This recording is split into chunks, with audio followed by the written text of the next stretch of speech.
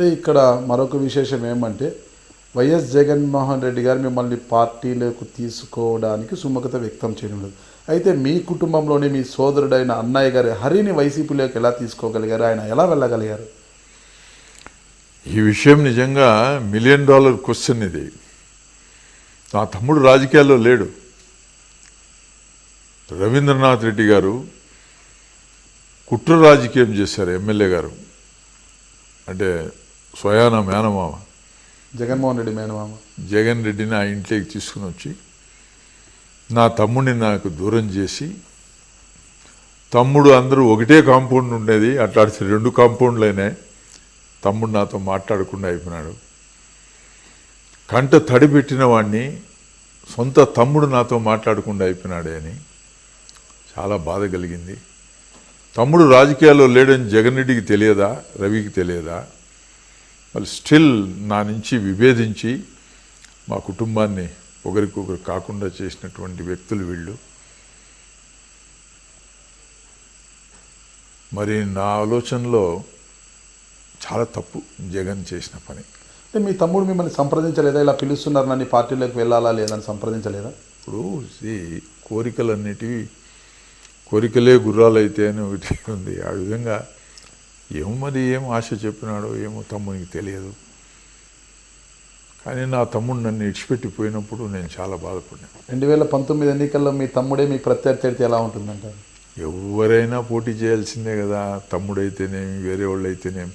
ఒకవేళ నేను నిజంగా బరిలో ఉంటే సొంత తమ్ముడే అంటే సంతోషం, బరిలో ఎవరైనా పోటీ చేయాల్సిందే. జగన్ రెడ్డి గారు నిలబెడితే నేనేం కాదనడంలే, వెనక్కిపోయేదేం లేదు. కాబట్టి భగవంతుని నిర్ణయం ఎలా ఉంటే అలా అవుతుంది. మీ భవిష్యత్ కార్యాచరణ ఏమిటంటే సామాజికంగా సేవా కార్యక్రమాలు చేసి ప్రజలకు మరింత దగ్గర అవ్వాలనుకుంటున్నారా? నాకు ఒక బాధ్యత ఇచ్చినారు, రాజంపేట పార్లమెంట్ నియోజకవర్గ ఇన్ఛార్జ్ అని. I have to do 100% justice. చేస్తున్నానని నాకు ఒక పెద్ద నమ్మకం ఉంది, విశ్వాసం ఉంది, చేయగలనని కూడా. ఎందుకంటే నాకు పరిచయం ఉన్న వ్యక్తులే. కాదంటే ఒకటి సిస్టమ్ కొంచెం ఇప్పుడు డిస్టర్బ్ అయినది. దాన్ని మనం ఆవేశపడకుండా ఆలోచన విధానాలతో కొంచెం టైం ఫ్యాక్టర్ అన్నమాట. కొద్దిమంది అటు ఇటు ఉన్నారు, ఇదంతా ఉంటుంది టైం ఫ్యాక్టర్. నాకు ఇచ్చి కూడా 3 నెలలు అయింది. Let it go for 6 months 7 months, later on everything will be set right. అంతా ఒక విధంగా ఒక దారికి వస్తాం.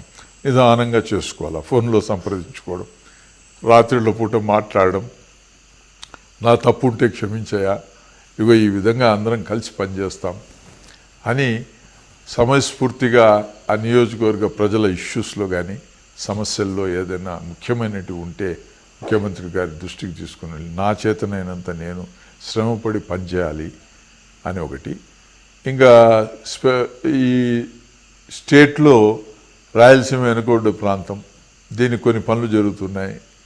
ఇప్పుడు ఒక సామెత ఉంది, అంతా మన మంచికే అని. డివిజన్ కూడా మన మంచికే, లేకపోతే రాయలసీమ గుర్తింపు వచ్చేది కాదు. రాయలసీమకి 80 TMCలు నీళ్ళు అనేవాళ్ళు కాదు.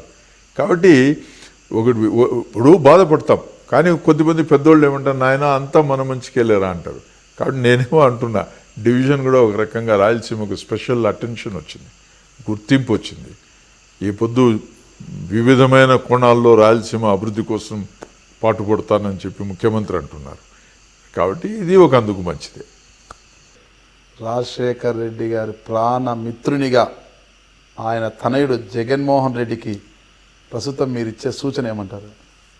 కోపము పనికిరాదు, ఆలోచన అవసరము, అనుభవం అవసరము, శాంతంగా ఉండాలి, అందరినీ ఆదరించాలి, మంచి మనసుతోనే మనిషిని దగ్గరికి తీసుకోవాలి.